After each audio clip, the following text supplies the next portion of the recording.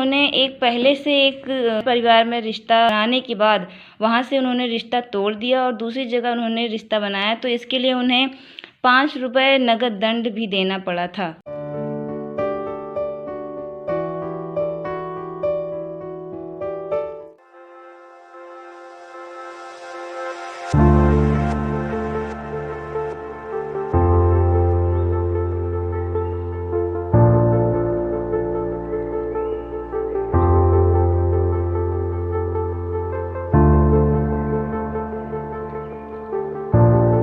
तो सम्राटों, ये वो एप्लीकेशन है, मैंने लिख लिया है और मंडे को ले जा कर के इसको जमा करना है सर के पास, तो तब से मैं प्रैक्टिस कर सकती हूँ।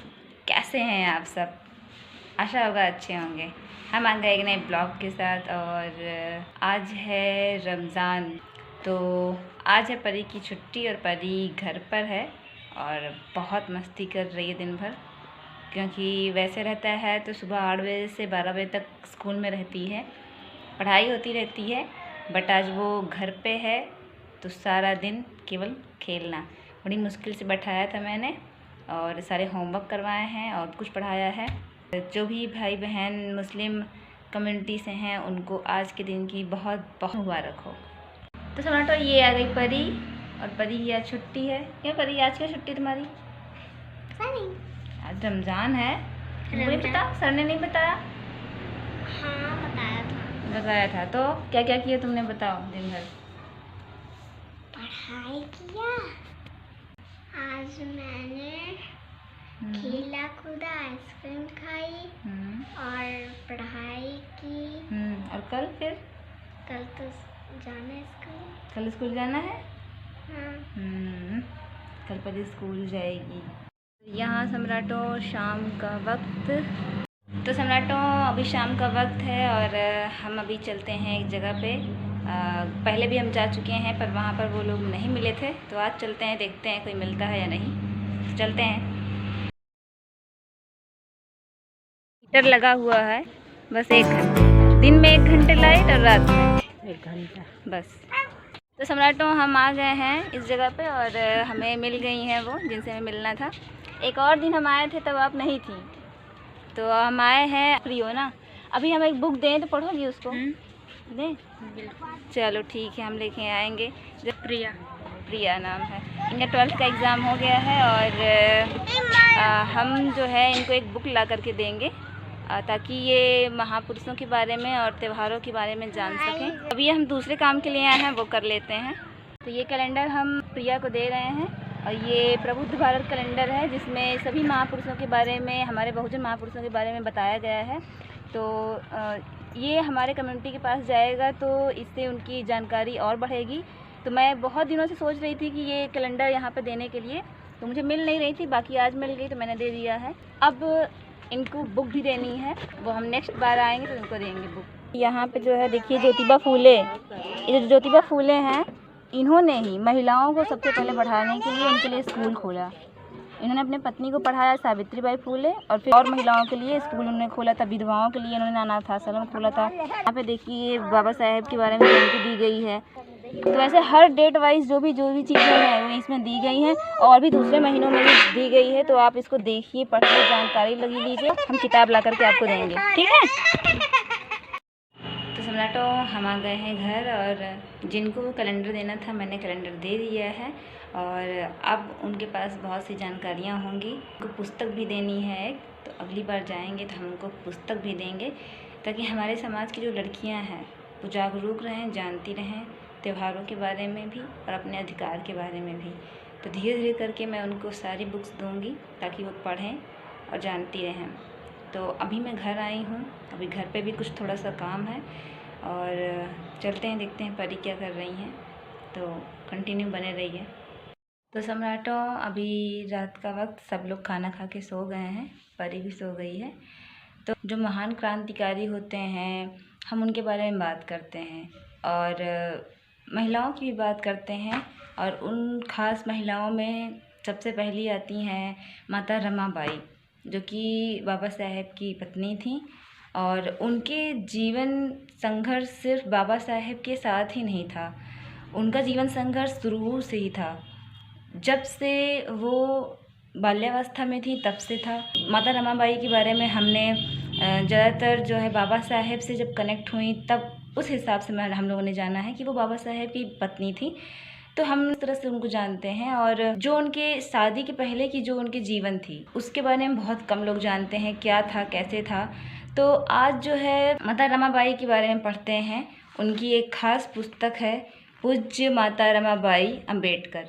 तो ये पुस्तक हम पढ़ेंगे और जानेंगे कि माता रमाबाई के शादी से पहले की क्या स्थिति थी, क्या कंडीशन थी, और वो किस किस हालातों से गुजरी हैं, कितने संघर्ष से पहुंची हैं, किस तरह से उस वक्त क्या स्थिति रहा करती थी। कोई भी ऐसे महान नहीं हो जाता है, बहुत सारे संघर्ष हर दिन हर क्षण करने होते हैं, तब इंसान आगे बढ़ता है, चमकता है। तो आगे बढ़ते हैं, हम लोग पढ़ते हैं जो है किताब को। यहाँ पर पूज्य माता रमाबाई अम्बेडकर, यहाँ पे पूरा बताया गया है कि किस तरह से एक महिला अपने पति का साथ देती है और एक महिला के योगदान से किस तरह से पुरुष जो है आगे बढ़ता है। ये मैंने पुष्ट किया है, आप पढ़ सकते हैं। जो मेन पॉइंट है वो मैं पढ़ती हूँ। जो महिलाएं होती हैं वो विपरीत एवं कठिन से कठिन समय में बलदायिनी एवं प्रेरणा देने वाली भी सिद्ध होती हैं। धैर्य और धीरज जब उनका साथ छोड़ रहा होता है तो वही नैतिक और मानसिक बल देने वाली अर्धांगिनी बनकर जीवन पथ पर अटल एवं अडिग रहने का संदेश देने का काम करती हैं।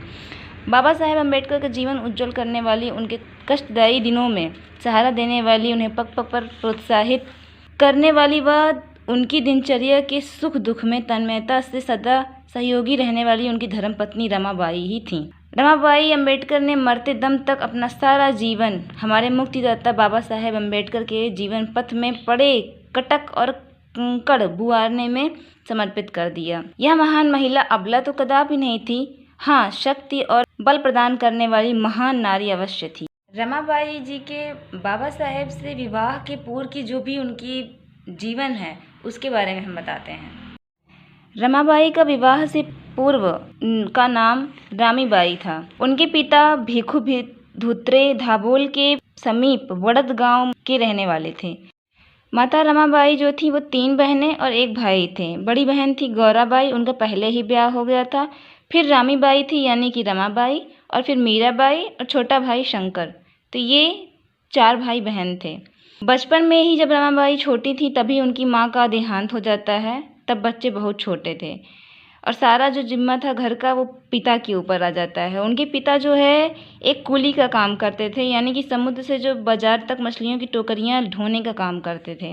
और यही काम करते करते जो है उनकी सीने में दर्द रहने लगा, जिससे कि आगे चल कर के यही उनकी मृत्यु का कारण बना।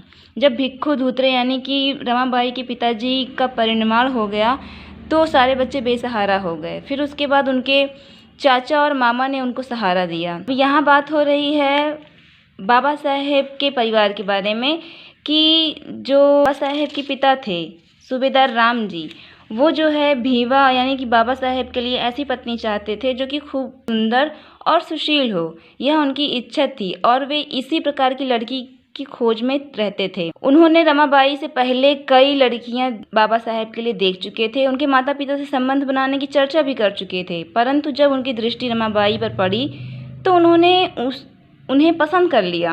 उन्होंने पहले वाले रिश्ते छोड़ दिए और अपनी इस गलती के लिए जाति पंचायत के निर्णयानुसार 5 रुपये का नगद दंड भी भुगता।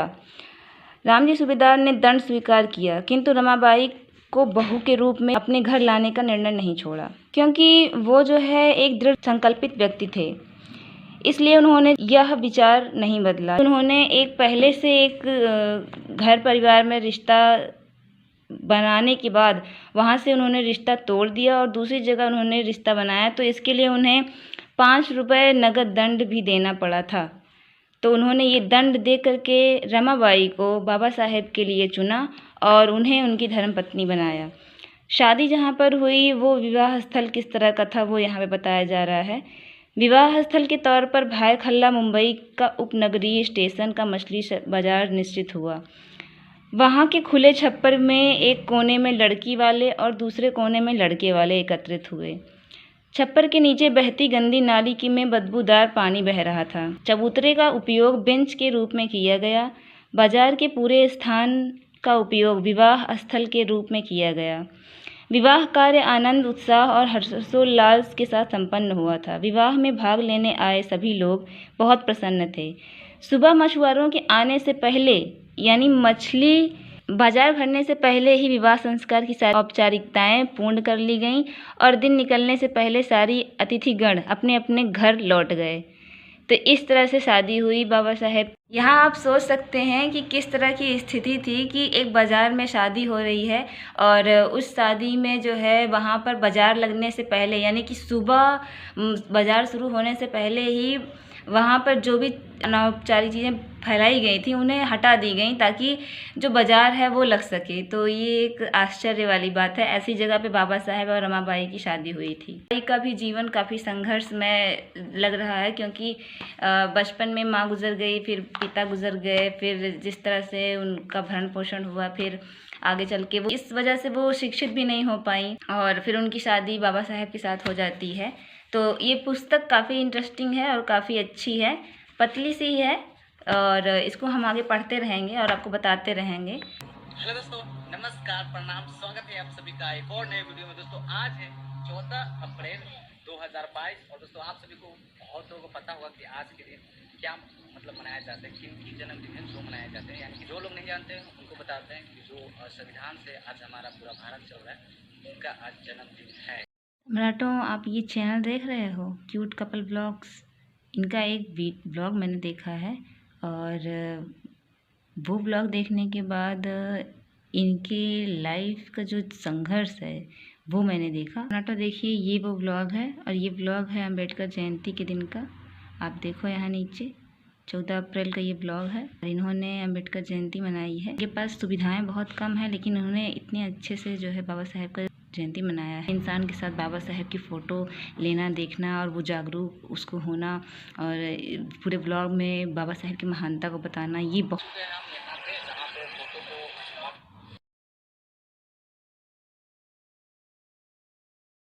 ऐसे दोस्तों आप लोग बाबा साहब के बारे में जानते हो, नहीं जानते हो मैं बता दूं कि अपने एजुकेशन के बदौलत इन्होंने सारा कुछ कर पाए हैं। और उस जमाने में दोस्तों जहाँ पे इंटरनेट की ज़माना नहीं था, इंटरनेट नहीं थे, आज तो दोस्तों सोशल मीडिया की वजह से कहीं भी हम लोग पहुँच जाते हैं, किसी चीज़ का जानकारी ले लेते हैं। लेकिन बिना सोशल मीडिया के रहते हुए इन्होंने मतलब इतना ज्ञान अर्जित किए हैं। तो दोस्तों इन्हीं पर इनको स्कूल के बाहर से पढ़ते लिखते थे। हाँ, मतलब इनसे मैं इतना ज़्यादा मोटिवेट होता हूँ अदर फील्ड में भी, तो क्या बताऊँ, संघर्ष करने पर मजबूर हो जाता हूँ। इनकी बातों को सुन करके, इनकी ज्ञान को बहुत ही बेस्ट है। ये जी अपने हाथों से बनाए हैं। वीडियो देख करके बहुत खुशी हुई और बहुत अच्छा लगा कि लोग कोने कोने गांव में बाबा साहेब को जान रहे हैं, दोबारा से उनके संघर्षों को जान रहे हैं, तो बहुत अच्छा लगा। तो साथियों, आज के ब्लॉग में बस इतना ही। मिलते हैं नेक्स्ट ब्लॉग में, तब तक के लिए जय भीम, नमो बुद्धाय, कीप सपोर्टिंग।